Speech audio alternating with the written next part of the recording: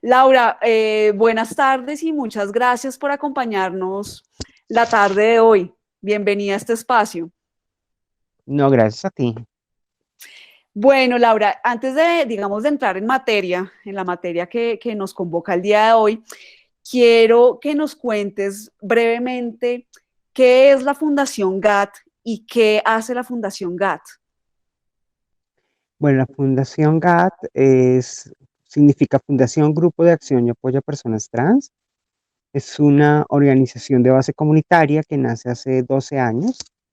Inicia como un proceso precisamente de la comunidad para la comunidad, un espacio de apoyo para aquellas personas que querían hacer un tránsito en el género de manera consciente y segura. Digamos que ese es parte de nuestro lema. Pero hay una cosa particular y es que a través del tiempo hemos comenzado a hablar de personas con experiencia de vida trans. Y cuando hablamos de personas con experiencia de vida trans, hablamos de que no podemos pensar de que todas las personas trans son exactamente iguales, sino que hay muchísimas posibilidades.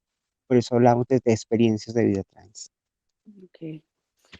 Bueno, Laura, ¿cuál es la situación actual de la población LGTBI en tiempos de pandemia, en tiempos de coronavirus, acá en Colombia y más específicamente en Bogotá?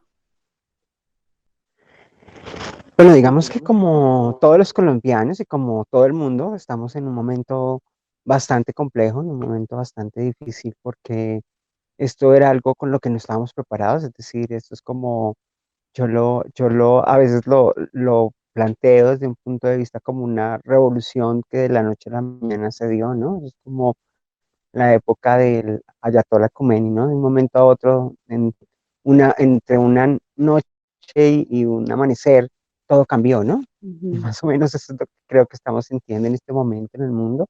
Era algo con lo que no estábamos preparados y por ende, pues también las personas LGBT tampoco estábamos preparadas para esto, pero yo creo que hay un serio problema frente a las necesidades que tenemos las personas LGBT, y es que creo que nuestro mayor músculo ha sido siempre la visibilidad, ¿no? Por eso hablamos de un orgullo LGBT, de un orgullo de ser quien es, y ese orgullo se refleja en las posibilidades de estar en espacios donde no habíamos estado, en espacios donde no hemos podido llegar, ¿no? Y entonces eso implicaba, pues, en esos lugares que habitábamos, en esos lugares que podíamos vivir, y ahora, por cuenta de, pues, de la pandemia, estamos volviendo otra vez como a encerrarnos, ¿no? Entonces creo que nos lleva a encerrarnos, y esto, pues, es muy complejo, porque en realidad creo que la apuesta política y la apuesta en el orden de la diversidad es el orgullo por ser quien eres, y eso es algo que se hace visible. Entonces creo que en ese sentido es muy complejo pensarse a las personas LGBT en el encierro, ¿no? Entonces creo que eso hace muy difícil esto, pero encima de esto también, pues como todos los problemas que como sociedad podemos enfrentar, y es estar muchas veces en lugares donde seguramente no nos sentimos a gusto, donde las familias no han podido reconocer esas orientaciones, esas identidades de género de sus hijos, hijas, hijes, y esto lo hace aún más complejo, porque bueno, cuando tú habitas con tu pareja o habitas con tu familia que te reconoce, pues se hace un poco más ameno y se hace mucho más, digamos, como más fácil de llevar la estadía en espacios como estos, ¿no? Donde nos reducimos a nuestras casas, pero con las personas que seguramente no, o las personas que tuvieron que abandonar sus casas y están solas, solos y soles, pues realmente creo que lo hace muy, muy complejo muchas veces, porque eh, no tienen familia, o porque sus familias terminaron siendo sus amigos o amigues, y sus amigos y amigas también tienen sus propias casas. Pues creo que esto nos ha afectado, creo que a todas y a todos, pero es entenderse de que aquí tiene que ver con un tema también del reconocimiento de la identidad, de la orientación sexual y demás, ¿no? Ujú. Ya que mencionas el tema del reconocimiento, el tema de la visibilidad, el tema mismo de la orientación de cada quien, ¿cómo toman ustedes desde la Fundación GAT el decreto que hoy comenzó a operar del pico y género en Bogotá. ¿Qué Pues reacciones? mira, Pues realmente, sí, pues adelante. realmente nos sorprende un poco porque creo que no se ha hecho un análisis ni se ha conocido la experiencia de otros lugares. Creo que fue una cosa muy improvisada, fue una cosa que no se habló ni se consultó ni siquiera con el movimiento, pese a que creo que Bogotá tiene un movimiento trans bastante fuerte o de personas no binarias con quien se podría interlocutar antes de tomar una decisión de estas. Lo vemos, pues, no lo vemos con agrado, es decir, para nosotras y nosotros no es tan sencillo como, como se plantea, ¿no? Porque es que tenemos un problema primero y es que quién es el que vigila un poco, quién está vigilando en este momento que se cumplan las normas, pues es la policía, ¿no?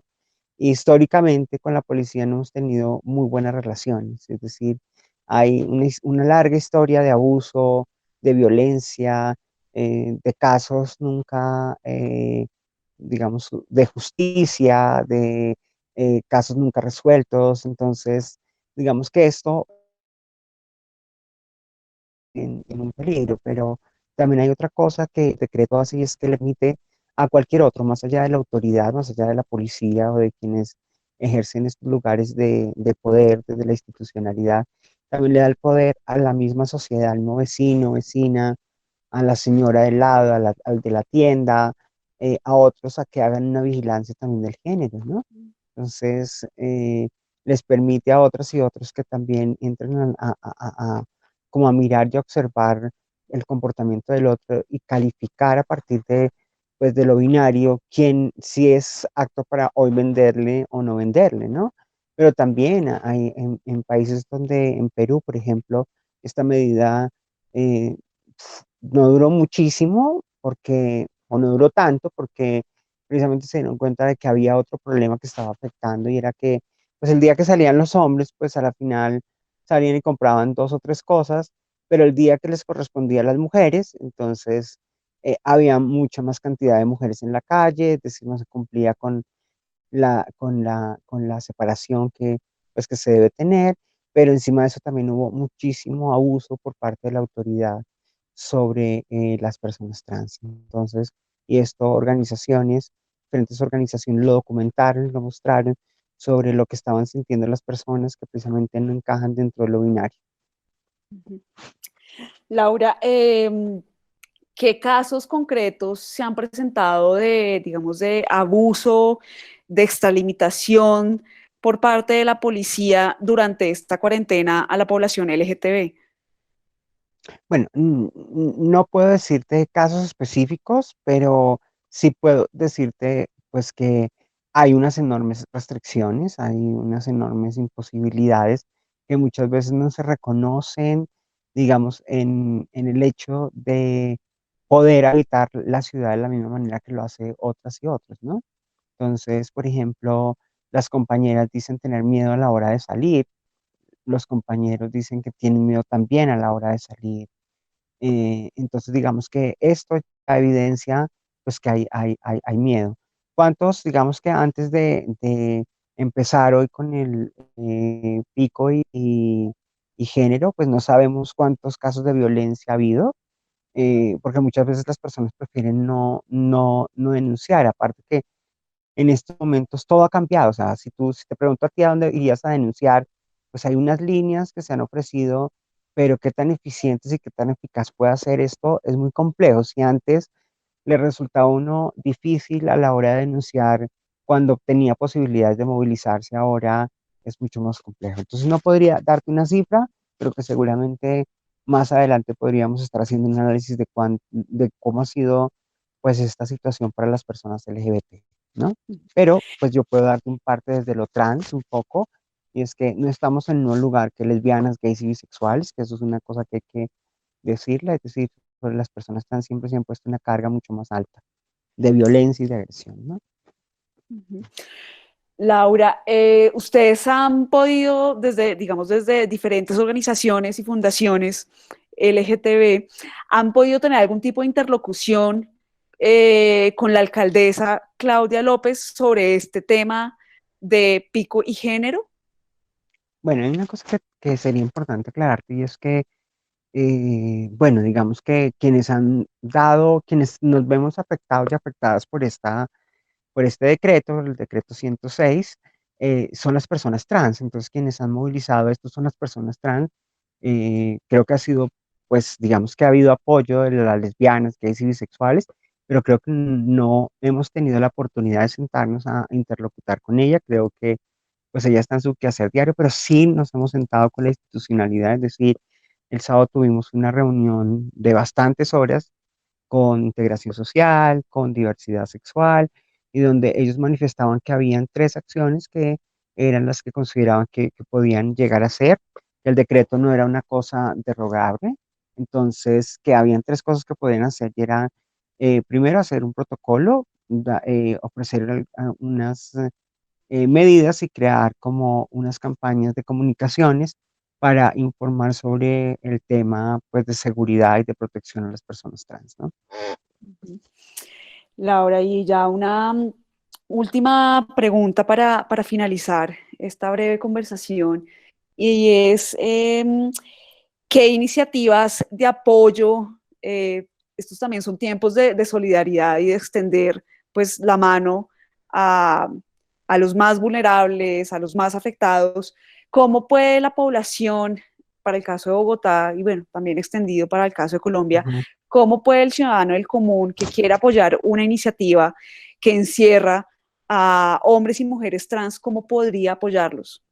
Bueno, las organizaciones sociales siempre están haciendo algo, las organizaciones siempre están generando, digamos, acciones que la institucionalidad muchas veces no cumple. Yo creo que cualquiera de las organizaciones que trans viene haciendo algún ejercicio, viene haciendo alguna acción, que usted puede seguramente acompañar, puede, desde el quehacer diario, podemos hacer algo realmente que pueda encaminar, que pueda ir encaminado un poco a mejorar esta situación, ¿no? Ujú. Bueno, Laura, muchas gracias por No, tu gracias a ti. tiempo y bueno, pues a cuidarse en la medida de lo posible desde la En casa. eso estamos, claro que sí, en eso estamos y esta es la invitación a estar en la casa, pues también a estar es muy expectantes frente a la situación y también pues exigirle al Estado que cumpla con su función realmente, porque creo que ese es el gran problema que tenemos. Muchísimas gracias y les mando un abrazo gigante. Bueno, Laura, que estés muy bien. Muy bien, gracias, chao. Chao.